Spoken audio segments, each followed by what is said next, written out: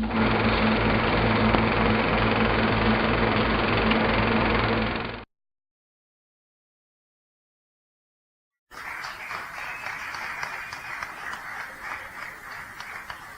you doing, everybody? There you go. There you go. Please turn off your cell phones. That was a joke, but okay. Okay. An honor and a privilege to be here today. It's a pretty impressive little piece of real estate out front. And today's going to take it up a notch. Vince was born April 12th, 1957 in Norman, Oklahoma. And one time the Eagles played Norman, Oklahoma at Oklahoma University. And I don't remember a whole lot about that. I do know that I stayed up a couple of days one night, and I just want to warn you, the cheerleaders can drink anybody under the table. Pure Prairie League in 1979. Vince joined Pure Prairie League. Great band. We paid a lot of attention to them in the Eagles. Really good chemistry for a band to learn from. 2007 Country Music Hall of Fame, 18 Country Music Awards. This is amazing. This is amazing. 2012, the Hollywood Walk of Fame, in a band called the Time Jumpers. If you've never heard them in Nashville, you must go. It will change your life. I got incredibly depressed. That's how good they were. And Vince is a great proponent of golf. As a matter of fact, Vince has written some of his best songs looking for his ball, which sometimes can take a while. 20 Grammys. He's the real thing.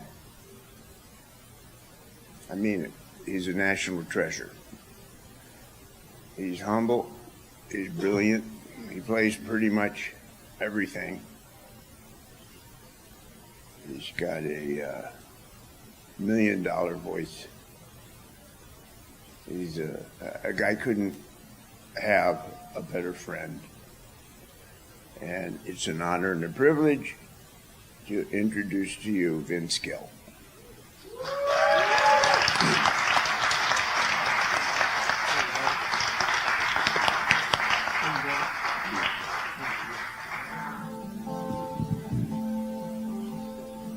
Thank you, Joe.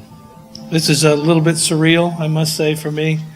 I came out here as a young man, 19 years old, back in 1976, to move out here to try my hand at a music career. I was armed with a Gibson electric guitar and a banjo, and I'd been inspired by the diversity of people like Earl Scruggs and also the greatness of Joe Walsh. I spent many hours learning Funk 49 and Rocky Mountain Way, as well as Earl's Breakdown. So I was a confused individual. But I came out here, and I just want to thank Joe for doing this. It means the world to me. One of my great heroes, and that's the truth. You can go to my record collection at home and find his records there from when I was young and was aspired to want to learn to play the guitar, and he was one of the people that played it in a way that inspired me.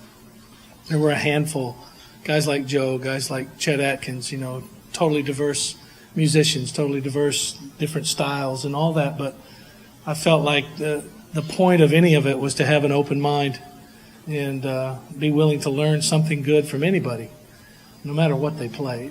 And so away I went with a dream and a hope that I could, make a living playing music, and somehow I did. I used to come up here, like I said, I moved here at the end of 1976, and I used to knock around up here and just dream about owning some of the guitars that were in this shop. And there was a little place across the street, a great luthier there, had a shop called Valdez Guitars, and he was a great instrument repairman. And I can still see this one guitar that he had for sale. It was an old 335, dot neck 335, but it was a blonde one. They're very, very, very rare.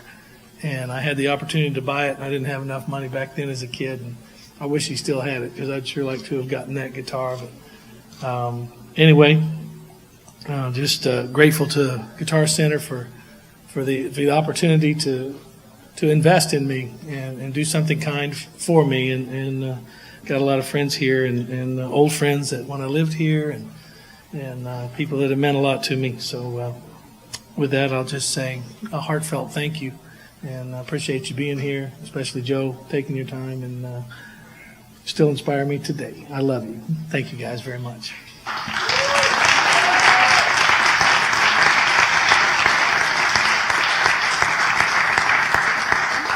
Now I'm going to go ruin a nice leather jacket.